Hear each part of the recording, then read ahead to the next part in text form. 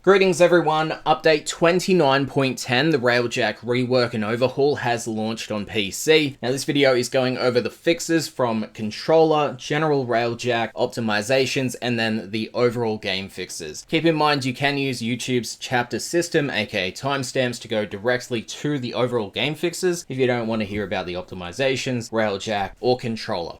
So let's begin with controllers. DE have added controller rumbles to a few melee sounds, tenno heavy landings, bullet jumps, and more. They fixed Lavos's elemental imbue UI prompting 1, 2, 3, 4 by default instead of the controller bindings. They also adjusted the UI so that the imbue and button callouts are more easily readable. They fixed controllers not being able to toggle certain abilities off like Wukong's Cloudwalker and Lavos's Vile Rush without reactivating the ability menu. They fixed Ascend and Descend appearing as double bound in the customized controller placement options. Now they will have their unique assignments. They fixed custom config names not saving if your virtual cursor is not hovering over the config slot while using a controller. The failed to create session pop-up appearing twice when disconnecting a controller cord and attempting to start a mission. A crash while accessing the arsenal with a controller. And lastly, they fixed a non-functional button prompt appearing while trading and using a controller. For the general Railjack fixes, DE fixed a crash as a client during Railjack missions, intrinsic gained not updating locally for clients when returning to the dry dock from a Railjack mission, the Railjack not appearing in the dry dock if you are a client in another dojo and accept an invitation to a squad where the host is in their dojo. This also fixes being unable to board the Railjack since, well, you couldn't see it anyway. They fixed an issue with the APOC where the attachments inside the ship no longer animated correctly, Railjack skins appearing too green and blue in the in-game market, credit rewards from Railjack missions not appearing at the end of mission screen, and lastly, they fixed the Galvark ordnance weapon only doing a single low damage pulse instead of a sustained beam or pulses. There was one optimization where they optimized many micro stutters that would occur when using DirectX 12, with more improvements being in the works.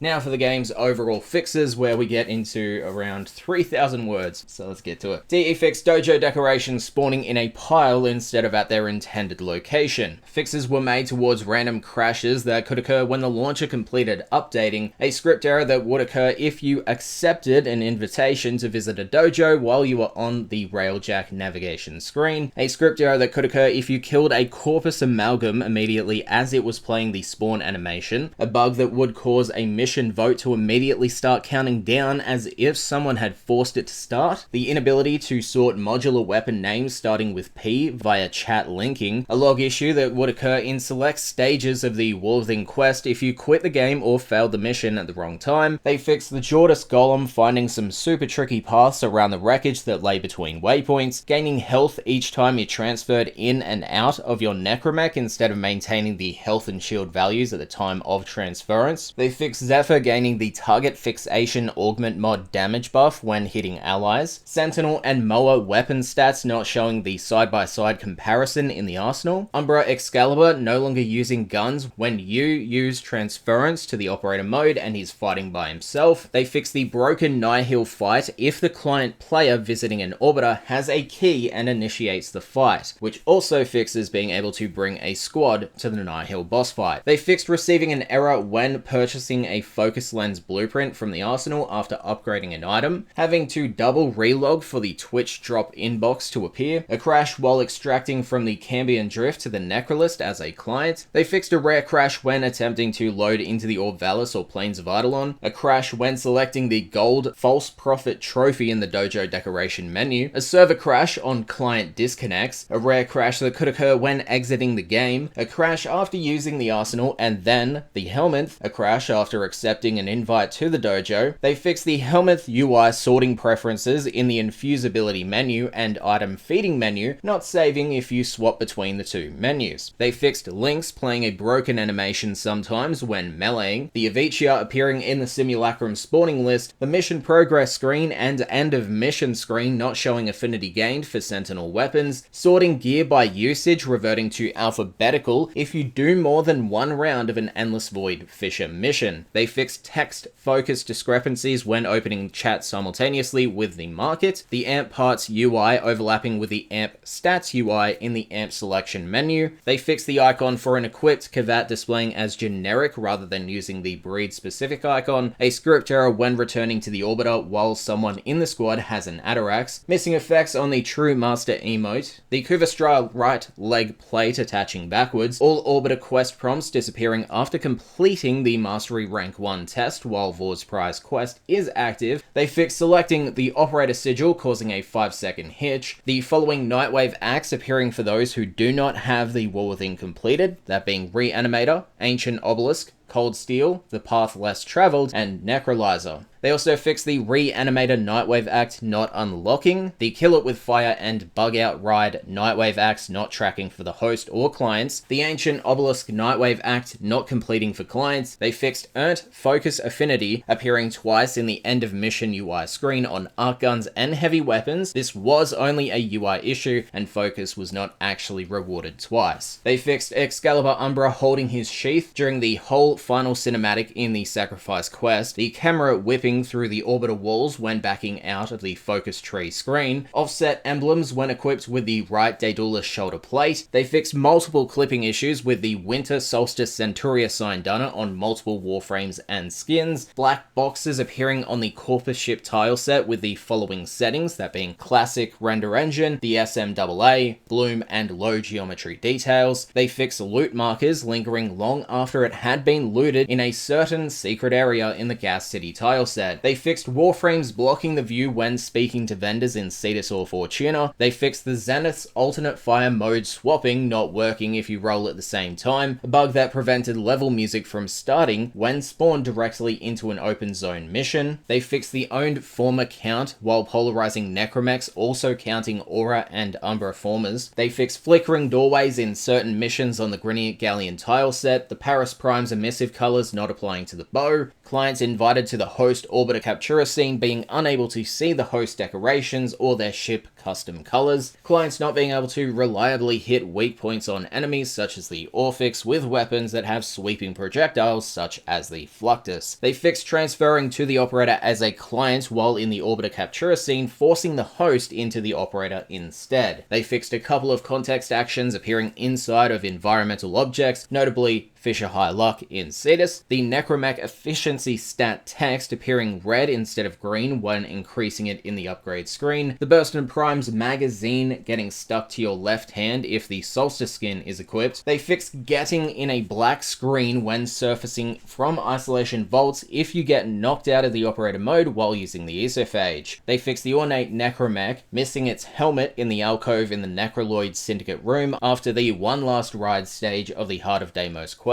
They fixed pixelation issues with the Vazarin Void Aegis cloaking effects, the Larkspur beam when used as a heavy weapon occasionally not dealing damage to nullify bubbles, being unable to start Arcana isolation vaults if a client matchmakes into a squad and starts an isolation bounty. This fix also fixes players not getting credit for completing Deimos bounties. They fixed level objects clipping through the Grenier Forest tile set, a large square appearing around the episode selection button in the Tune-In Nightwave screen, the trade window missing a background when accepting a trade while in your inventory, the camera breaking after exiting a trade if you accepted the trade from the mod window, the Bane mods applying the increased damage twice, some UI themes having some colors appear as black instead of white, a rare crash that could occur when a player spawns with a movement and sprint bonus, cameras becoming frozen in place rather than attaching to the player when joining Ash's Bladestorm clones, the courier in the Gas City tile set being poorly lit and hard to see. They fixed a large rock formation missing collision under Tower C in the interception mission on Gaia at Earth, I-10 sculptures not animating when using the I-10 star auto install feature, the inability to open the upgrades window for companions and sentinels,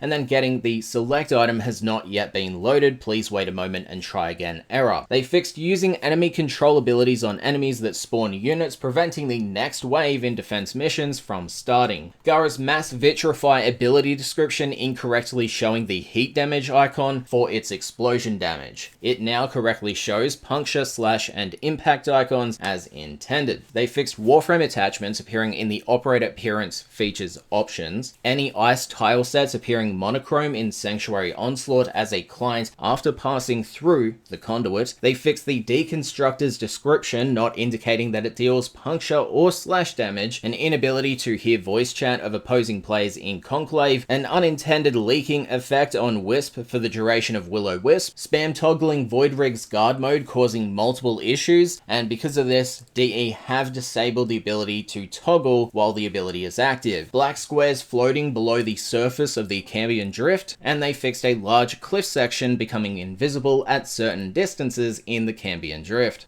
Okay, there's a lot of stuff to say, so we're doing a little cut here. DE fixed cinematics not auto-playing when viewing the Nightwave Series 2 Emissary recap. The description for the Vault Looter Nightwave Act saying to unlock vaults on the Derelict instead of the intended Deimos. Low spawn points in certain areas of the Cambion Drift. The Combat Discipline mods healing applying to deployed Necromechs. Music and sounds cutting out randomly until you relaunch the game when switching from regular to the Railjack navigation screens, and then leading into a Railjack mission. They fixed some enemy spawn points being off the map and other navigation related issues in the Grineer Shipyard tileset and Cambion Drift. The Prophet Taker losing all its color and appearing solid white for the remainder of the fight after using Void Rig's guard mode ability. A 12 millisecond hitch when loading the World State window. They fixed the Chromata Signdana not using the secondary energy color in its visual effects. They fixed noticeable lines in the floor panel in the Grineer Galleon tileset. A very noticeable seam on the Lisette extraction door, a black tutorial box explaining how to use the codec scanner overlapping on top of a glass shard that needs to be scanned in the second stage of the Sire's visual quest. They fixed Gauss's Mark Crash Augment mod not vacuuming in ragdolled enemies, cases where growing power could scale indefinitely for clients when switching to Archwing, spooky operators that shall not be named having clipping issues in the Lisette when they appear, companions not respawning when Titania runs out of energy in the Razorwing form while transferring to the operator. They fixed enemy spawn points being embedded in the ground in the Corpus Ice Planet and Grineer Fortress tilesets, orientation issues with the storage containers in the Grineer Sea Lab tileset, links and the Terra Jailer turrets shooting from the base of the turret instead of the gun, disruption syndicate missions being available with enemies below 15, and this fix also fixes cases where no enemies spawn after the initial few. They fixed Warframe spawning after host migrations with the health values from whatever form they were in at the time of the migration, that being Necromech, Operator, and more. They fixed Excalibur Umbra equipped with melee only, not moving or attacking enemies unless they are close while the player is using the Operator. They fixed the Icarius's projectiles detonating on Volt's electric shield instead of passing through it, ability timers not being erased when deactivated early while in the Operator. The Slide Devolution buff showing the same evasion values as Survival Instinct when activated, the numbers now match the mod description. They fixed rock placement issues in the Grineer Shipyard tileset, waypoint markers not always updating correctly when the player marks a new location, the raise and lower cover context action not being localized, certain abilities such as Ivara's Sleep Arrow for example, opening up finishes on Demolisher units in Disruption missions. They fixed the select sound effect playing when opening up windows with search bars, off-map spawn points in the Grineer Shipyard tileset, Syndicate mods missing the related Syndicate icon watermark, switching focus scores within a specific loadout in the arsenal not maintaining the change, Nidus's mutation stack sound effect spamming after loading into a capture scene until you switch to the Operator. They fixed squad disbanding in the Necrolist instead of a host migrating if the host leaves the squad. They fixed Frost's leg stretching and cape with all skins including Frost Prime clipping through him in the login screen, Necromechs showing the incorrect rank and mastery in your profile, an inability to stop Necromechs from sliding after hitting environmental objects at a sharp angle. They fix the Aero Vantage mod not negating gravity if you don't glide before you roll and then glide again. They fix Steel Path missions not tracking for the Steel Path Nightwave axe if the Steel Path is not toggled on in your star chart. They fixed issues issues with Zaku's hand positions and left arm in their Agile and Noble animation sets, motion blur issues on the Ladakh cloak and Kuva braid Sign-Dunners when equipped on Wukong Prime. They fixed the inability to trade Vulpaphyla or Predacite imprints, Vulpaphyla or Predacite imprints missing icons, the sash on the back of the Commodore Prime operator suit sticking straight up in the air when viewing it in the profile diorama, the exposure slider not working in Captura, a non-functional Kuva siphon spawning in the Corpus ship tile set. They fixed a Kuva siphon spawning in the floor in the Grenier settlement tile set, the Syndicate button on the donation screens for the Quill and Voxelaris, sending you to the Cetus standing or Fortuna standing screen instead of that of the Quills or Voxelaris. They fixed the host seeing an animation pop on Scintillant that is moving through the Isolation Vault room, a landing craft missing its warp boom sound effect in the extraction cinematic at the end of the Corpus Outpost tileset missions, the Bubonico vibrating rapidly when displayed via the loadout in the Orbiter's personal quarters display. They fixed missing blue musical notes at the dancing locations in the Mercury Larundel relay, automatic burst weapons not resuming fire if the fire button is held down after interrupting it with something like a dodge. They fixed burst weapons with a queued shot, no longer firing the first shot of the burst in the middle of a dodge. They fixed completing the Feed the Beast Nightwave act, not increasing Nightwave standing until the player reloads to the ship or relogs. They fixed the fast distortion visual effects lingering on screen if you transfer to the operator or necromech after walking over the goo in the Cambion Drift, an inability to rank up syndicates if you do not claim the previous syndicate rank reward, getting the cannot sync to Warframe database due to no internet connection error when attempting to add a friend you already have in your friends list. They fixed not receiving Sun tokens right after releasing a Predacite or Vulpaphyla companion if you have 0 tokens at the time. This also fixes an inability to spend or exchange the reward tokens until you exit and re-enter the Necrolist. The Wolf Sledge follow-through stat dropping by half when a stance mod is equipped, the Money Can't Buy You Happiness challenge not unlocking after it's been completed. They fixed getting stuck floating in the air after being affected by push volumes in the environment, that being the Cambion Drift jump pads and more. They fixed the missing green healing visual effect when reviving a teammate, the Maya appearing in the Foundry hologram while Nezha Prime is being built, the Deimos Captura scenes not showing the correct preview icon for the coordinated scene, an issue where the HUD scale could be set lower than the minimal when saving changes with an opt-out range value entered in the field. They fixed Nightwave challenges that require you to go back to Cetus, Fortuna, or the Necrolist, missing UI pop-ups and transmissions while transitioning between the open zone and the hub, a script error that could occur when joining the Cambion Drift mid-mission, a script error that could occur in the Cambion Drift when a Requiem Obelisk takes damage, when logging out of the game while the Rising Tide quest is active, when opening the ability description page, when using the Join Any Crew feature in the Railjack navigation, an error caused by using the Simulacrum as an operator, and a script error related to Chorus Venari. They fixed cases where Necromechs could not pick up health orbs, a delay in the first note of the melody instrument on the Bombast Manticore pack, Necromechs reverting to the default skin when destroyed, custom walk and roll animations for Wisp and Titania not working while walking around the Orbiter, Dojo, or Railjack, a crash when sitting in the Helmuth chair, a script error when using Protea's Temporal Anchor in the Railjack, Octavia Prime's blueprint description in the in-game market matching the default, and it will now be unique to Octavia Prime. They fixed a crash while loading into Railjack missions, Prime Chilling Grasp